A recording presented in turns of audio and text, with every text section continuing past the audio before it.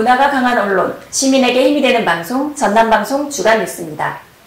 광주 지역이 인공지능과 데이터 생태계의 핵심 기반인 국산 AI 반도체의 활용 거점으로 부상하고 있습니다.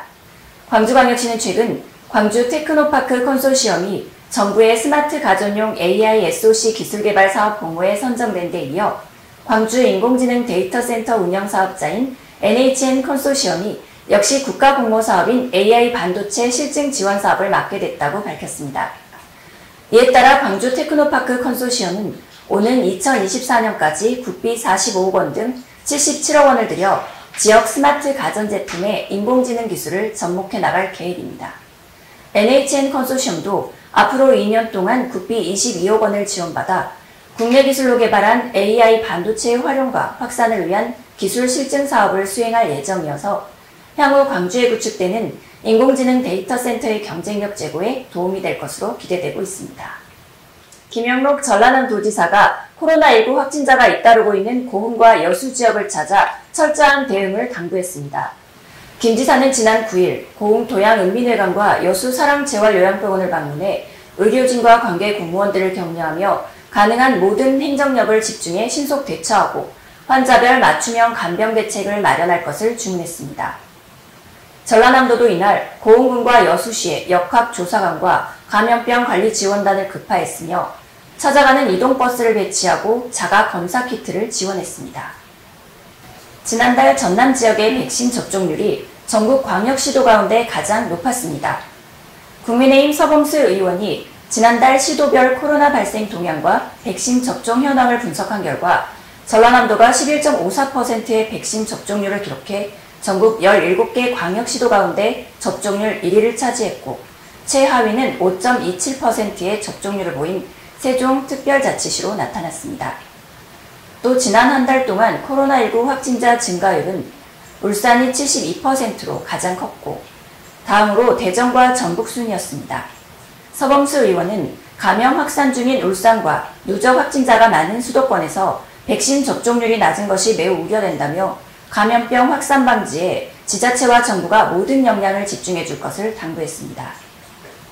광주 광산갑 이용빈 의원이 논란이 일고 있는 평동산담 내 폐기물 처리 시설과 관련해 지난 7일 비대면 주민 간담회를 열고 해법 찾기에 나섰습니다.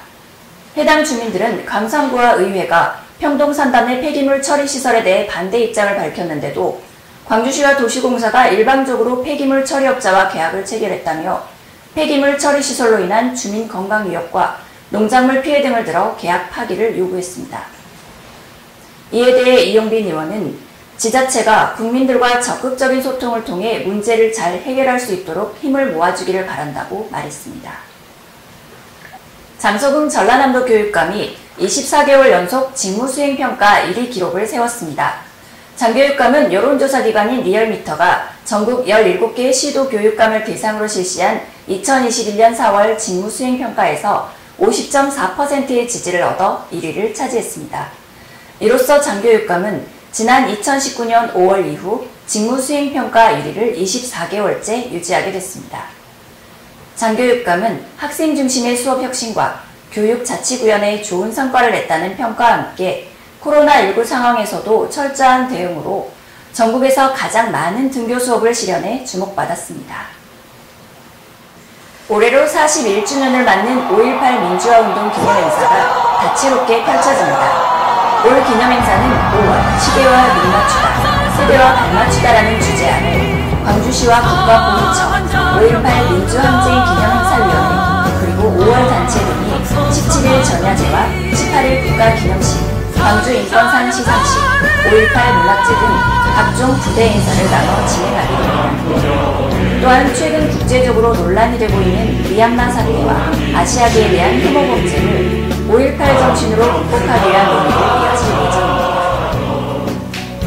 올해는 처음으로 전국 15개 시도에서 5.18 추모 행사가 동시에 펼쳐질 예정입니다.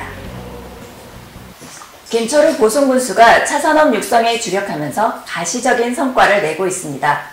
김철우 군수는 최근 대한다원 장기창 대표와 만나 대한다원을 비롯한 한국차박물관, 보채, 명량다원 등의 경계를 허물어 하나의 녹차 산업 특구로 만들어 나가기로 뜻을 모았습니다. 앞서 김군수는 세계 최대 온라인 쇼핑몰인 아마존에 보송차를 수출한 데 이어 지자체 최초로 라이브 커머스 플랫폼을 구축해 보송차 판매 촉진과 농가 소득 증진에 기여했다는 평가를 받고 있습니다. 한편 보성군은 올해 개최하는 제10회 보성 세계차 엑스포를 성공적인 국제행사로 치르기 위해 역량을 집중하고 있습니다. 주식회사 인원산업과 유한회사 성산산업이 담양 장학회의 지역인재 육성에 써달라며 각각 장학금 500만 원을 기탁했습니다. 담양군 봉산면 인원산업은 골재 생산과 성면 해체 전문 기업으로 지난 2016년부터 지금까지 장학금 4천만 원을 기탁했고, 대전면에서 비금속 광물 제품을 생산하는 성산산업도 지난 2019년부터 지역 인재 육성에 적극 나서고 있습니다. 두 기업은 앞으로도 지역 후배들의 든든한 버팀목이 될 수 있도록 노력하겠다고 말했습니다. 목포 어린이 바다과학관과 목포 자연사박물관, 목포 스카이워크가 전라남도가 뽑은 5월 가정의 달 대표 안심관광지에 선정됐습니다. 목포 자연사박물관은 3개월간 리뉴얼 공사를 마쳐 전시 콘텐츠와 게임형 증강현실 체험 등 즐길거리가 풍성해졌습니다. 목포 어린이 바다과학관은 바다의 생태를 쉽게 이해할 수 있도록 여러 모형과 가상체험시설을 갖췄고, 목포 스카이워크는 유달 유원지 앞바다에 길이 54m, 높이 15m로 조성돼 지난해 한국관광공사로부터 야간 관광 명소로 선정됐습니다. 화순군이 5월 가정의 달을 맞아 우리 가족 행복한 밥상 시리즈를 선보이고 있습니다. 우리 가족 행복한 밥상은 화순군 건강가정 다문화가족 지원센터가 마련한 프로그램으로 지난 5일 어린이날을 맞아 관내 초등학교 자녀를 둔 가정 10곳에 단호박 영양밥과 치즈 감자전 등으로 구성된 요리 키트를 전달해 좋은 반응을 얻었습니다. 또 15일 스승의 날과 17일 성년의 날, 21일 부부의 날에도 해당 가정에 요리 키트를 제공할 예정입니다. 전남방송의 주간 뉴스는 광주 전남 시도민의 알 권리를 최우선으로 전달합니다. 전남방송은 비판보다는 올바름을, 이익보다는 따뜻함을 전달합니다. 이상으로 전남방송 주간 뉴스를 마치겠습니다.